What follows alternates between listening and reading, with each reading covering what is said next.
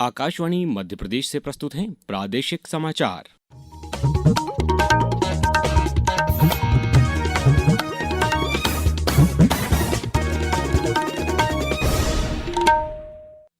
नमस्कार, समाचारों के साथ मैं अभिषेक कटियार। सबसे पहले इस बुलेटिन के मुख्य समाचार। प्रधानमंत्री नरेंद्र मोदी कल से 3 दिवसीय गुजरात दौरे पर रहेंगे। मुख्यमंत्री डॉ. मोहन यादव ने सीधी में 213 करोड़ के विकास कार्यों की दी सौगात, नया कॉलेज और 4 लेन सड़क मंजूर। केंद्रीय मंत्री अश्विनी वैष्णव ने लॉन्च किया क्रिएटर्स कॉर्नर, 1 करोड़ युवाओं को डिजिटल दुनिया से जोड़ने का लक्ष्य। और टीबी के खिलाफ जंग में मध्य प्रदेश को बड़ी सफलता, भोपाल, इंदौर और ग्वालियर की लैब को मिली नई दवाओं की जांच की मंजूरी। अब समाचार विस्तार से। प्रधानमंत्री नरेंद्र मोदी कल से 3 दिन की गुजरात यात्रा पर जाएंगे। श्री मोदी शाम को सोमनाथ पहुंचेंगे और ओंकार मंत्रोच्चारण में शामिल होंगे। वे सोमनाथ मंदिर में ड्रोन शो भी देखेंगे। प्रधानमंत्री रविवार को शौर्य यात्रा में भाग लेंगे। ये यात्रा सोमनाथ मंदिर की रक्षा के लिए अपने प्राण न्यौछावर करने वाले अनगिनत योद्धाओं के सम्मान में आयोजित की गई है। श्री मोदी सोमनाथ मंदिर में दर्शन और पूजा अर्चना करेंगे। प्रधानमंत्री सोमनाथ स्वाभिमान पर्व में भी हिस्सा लेंगे। इसके बाद प्रधानमंत्री राजकोट जाएंगे और कच्छ तथा सौराष्ट्र क्षेत्र के लिए आयोजित वाइब्रेंट गुजरात क्षेत्रीय सम्मेलन में शामिल होंगे। श्री मोदी इस सम्मेलन में एक व्यापार मेला और प्रदर्शनी का उद्घाटन करेंगे। प्रधानमंत्री राजकोट से अहमदाबाद के लिए रवाना होंगे। वे सेक्टर 10A से महात्मा मंदिर तक अहमदाबाद मेट्रो के दूसरे चरण के शेष हिस्से का उद्घाटन करेंगे। मुख्यमंत्री डॉ. मोहन यादव ने कहा है कि प्रदेश के किसी भी अंचल को विकास से वंचित नहीं रहने दिया जाएगा। वे आज सीधी जिले की बहरी तहसील में आयोजित कार्यक्रम को संबोधित कर रहे थे। मुख्यमंत्री डॉ. यादव ने 213 करोड़ से अधिक की लागत के 714 विकास कार्यों का भूमि पूजन और लोकार्पण किया तथा हितग्राहियों को योजनाओं का लाभ वितरित किया। उन्होंने कहा कि बहरी में कॉलेज की स्थापना की जाएगी। सीधी जिले के बहरी में शासकीय महाविद्यालय अगले सत्र से ये कॉलेज खोला जाएगा। शासकीय महाविद्यालय सिहावल में साइंस और कॉमर्स की फैकल्टी नए कोर्स खोलना है। दोनों जगह दोनों फैकल्टी विज्ञान और वाणिज्य की ये खोलने की घोषणा करता हूँ। प्राथमिक स्वास्थ्य केंद्र बहरी का सिविल अस्पताल में उन्नयन, देवसर में सरोधा, पोखरा, जुड़वार, हर्रा वीरान में प्राथमिक स्वास्थ्य केंद्र खोलने की घोषणा करता हूँ। मुख्यमंत्री ने कहा कि विंध्य प्रगति पथ और नए 4 लेन मार्ग से सीधी से सिंगरौली तक कनेक्टिविटी बढ़ेगी, जिससे औद्योगिक विकास और रोजगार के नए अवसर सृजित होंगे। सूचना और प्रसारण मंत्री अश्विनी वैष्णव ने कहा है कि प्रसार भारती के वेब्स प्लेटफॉर्म को वैश्विक स्तर पर व्यापक सराहना मिली है और इससे 5,000 करोड़ रुपए का अंतर्राष्ट्रीय व्यापार हुआ है। श्री वैष्णव ने आज डीडी न्यूज़ पर कंटेंट क्रिएटर्स को सशक्त बनाने के लिए शुरू किए गए नए प्लेटफॉर्म क्रिएटर्स कॉर्नर्स के शुभारंभ के अवसर पर यह बात कही। उन्होंने कहा कि प्रसार भारती की इस नई पहल का उद्देश्य रचनात्मक सामग्री को प्रदर्शित करना और इसे बढ़ावा देना है। श्री वैष्णव ने कहा कि सरकार ने 1 करोड़ युवाओं को रचनाकार अर्थव्यवस्था से जोड़ने का लक्ष्य रखा है। लास्ट ईयर वेव्स के द्वारा एक नया प्लेटफॉर्म क्रिएट किया गया था।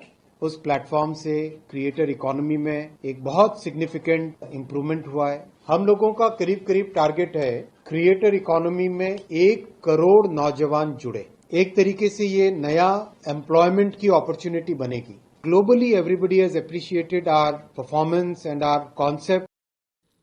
सक्रिय सुशासन और योजनाओं के समयबद्ध कार्यान्वयन के लिए प्रधानमंत्री के प्रमुख तंत्र प्रगति ने अपनी 50वीं बैठक के साथ महत्वपूर्ण उपलब्धि हासिल की है। प्रधानमंत्री ने 2015 में इस तंत्र का शुभारंभ किया था। प्रगति ने प्रमुख अवसंरचना परियोजनाओं और जन शिकायतों की वास्तविक समय में निगरानी तथा समाधान को सक्षम बनाकर शासन व्यवस्था में क्रांति लाई है। ये मंच केंद्र, राज्यों और भारत सरकार के मंत्रालयों को एकल डिजिटल इंटरफेस पर लाकर सहकारी संघवाद का एक उत्कृष्ट उदाहरण प्रस्तुत करता है। 1 दशक से अधिक समय से प्रगति ने निर्णय लेने की प्रक्रिया को तेज करने और प्रमुख अवसंरचना परियोजनाओं में देरी का कारण बनने वाले मुद्दों के समाधान में मदद की है तथा जवाबदेही की एक मजबूत संस्कृति को बढ़ावा दिया है।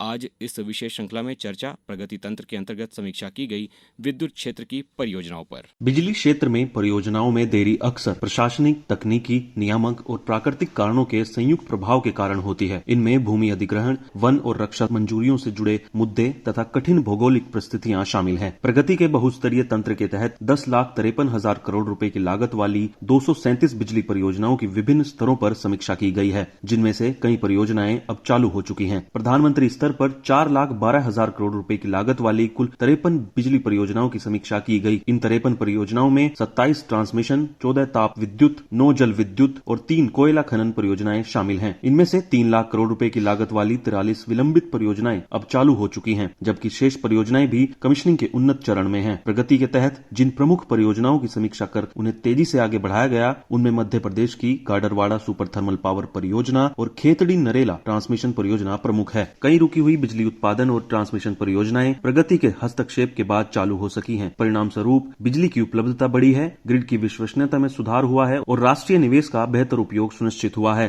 पल्लवी परमार और सुपर्णा सैकिया के साथ अक्षित वैद्यान, आकाशवाणी समाचार, दिल्ली। प्रदेश ने टीबी के खिलाफ लड़ाई में एक और बड़ी सफलता हासिल की है। राज्य की 3 प्रमुख प्रयोगशालाओं भोपाल, इंदौर और ग्वालियर को नई टीबी दवाओं की जांच के लिए राष्ट्रीय स्तर का प्रमाणन मिला है। इन प्रयोगशालाओं में अब बेडाक्विलिन, प्रेटोमेनिड जैसी आधुनिक दवाओं की प्रभावशीलता की सटीक जांच संभव होगी। इससे दवा प्रतिरोधी टीबी मरीजों को सही समय पर इलाज मिल सकेगा। उप मुख्यमंत्री राजेंद्र शुक्ल ने कहा कि ये उपलब्धि प्रदेश के मजबूत स्वास्थ्य तंत्र और वैज्ञानिक क्षमता को दर्शाती है। भोपाल की महापौर मालती राय ने कहा है कि नगर निगम शहर में पेयजल की गुणवत्ता को लेकर पूरी तरह सतर्क है। उन्होंने बताया कि अब तक 1810 पानी के सैंपल लैब में भेजे गए, जिनकी जांच की गई है। इनमें से 4 सैंपल में बैक्टीरिया पाए गए जो अंडरग्राउंड ट्यूबवेल के कच्चे पानी के थे। ये पानी भोपाल के नागरिकों को सप्लाई नहीं किया जाता। भोपाल नगर निगम ने 1810 सैंपल लैब में भेजे थे, उनका परीक्षण हुआ है। जो 4 सैंपल ऐसे मिले हैं जिस पर बैक्टीरिया मिला है, वो भूमिगत सैंपल थे। जो सैंपल ट्यूबवेल से मिले हैं वो रो वाटर है, उससे पानी की सप्लाई भोपाल की जनता के लिए नहीं होती है। कहीं से भी शिकायत मिल रही है, नगर निगम के अधिकारी कर्मचारी तत्काल जाकर उसका परीक्षण भी कर रहे हैं। यदि कहीं कोई कमी रहती है तो नगर निगम का अमला पहुंचकर उस कमी को पूरा भी कर रहे हैं। अब रुक करते हैं मौसम का। घने कोहरे और कड़ाके की ठंड ने जनजीवन अस्त व्यस्त कर दिया है। कोहरे के कारण दिल्ली से भोपाल, इंदौर और उज्जैन आने जाने वाली 12 से अधिक ट्रेनें देरी से चली। मौसम विभाग ने दतिया और रीवा समेत 7 जिलों में शीतलहर का अलर्ट जारी किया है। खजुराहो प्रदेश का सबसे ठंडा इलाका रहा, जहां तापमान 3.2 डिग्री सेल्सियस दर्ज किया गया। मुरैना में ठंड के चलते कक्षा 1 से 8 तक के स्कूलों में छुट्टियां बढ़ा दी गई हैं। वहीं मौसम विभाग के मुताबिक कल भी कोहरे का असर बना रह सकता है। खंडवा जिले में शीतलहर का दौर लगातार जारी है। सुबह और रात के समय ठंड का प्रभाव अधिक महसूस किया जा रहा है, जबकि दिन के तापमान में हल्की बढ़ोतरी दर्ज की गई है। अब कुछ समाचार संक्षेप में। झाबुआ जिले के ग्राम झुमका, पारा और लखपुरा में महिला एवं बाल विकास विभाग मंत्री निर्मला भूरिया ने नवीन आंगनवाड़ी भवन, ग्राम पंचायत तथा पुलिया सह स्टॉप डैम निर्माण कार्य का भूमि पूजन किया। शाजापुर सांसद महेंद्र सिंह सोलंकी ने आज जिले के गांधी हॉल में एबीवीपी द्वारा आयोजित युवा संसद का शुभारंभ किया। निवाड़ी में आयोजित जिला विकास समन्वय व निगरानी समिति दिशा की बैठक में केंद्रीय मंत्री डॉक्टर वीरेंद्र कुमार ने लापरवाह अधिकारी कर्मचारियों पर अनुशासनात्मक कार्यवाही के निर्देश दिए।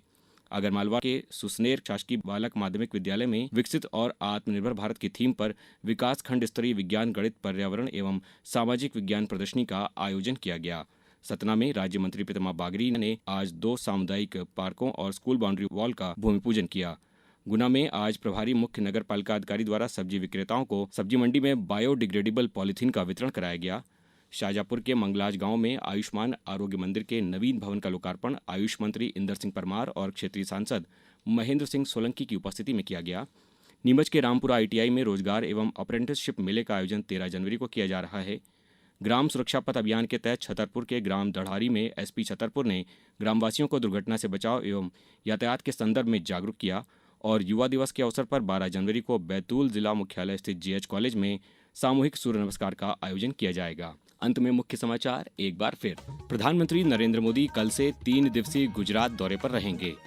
मुख्यमंत्री डॉक्टर मोहन यादव ने सीधी में 213 करोड़ के विकास कार्यों की दी सौगात, नया कॉलेज और 4 लेन सड़क मंजूर। केंद्रीय मंत्री अश्विनी वैष्णव ने लॉन्च किया क्रिएटर्स कॉर्नर, 1 करोड़ युवाओं को डिजिटल दुनिया से जोड़ने का लक्ष्य। और टीबी के खिलाफ जंग में मध्य प्रदेश को बड़ी सफलता, भोपाल, इंदौर और ग्वालियर की लैब को मिली नई दवाओं की जांच की मंजूरी। इस बुलेटिन में बस इतना ही। अगला बुलेटिन सुनिए सुबह 7:10 पर। नमस्कार।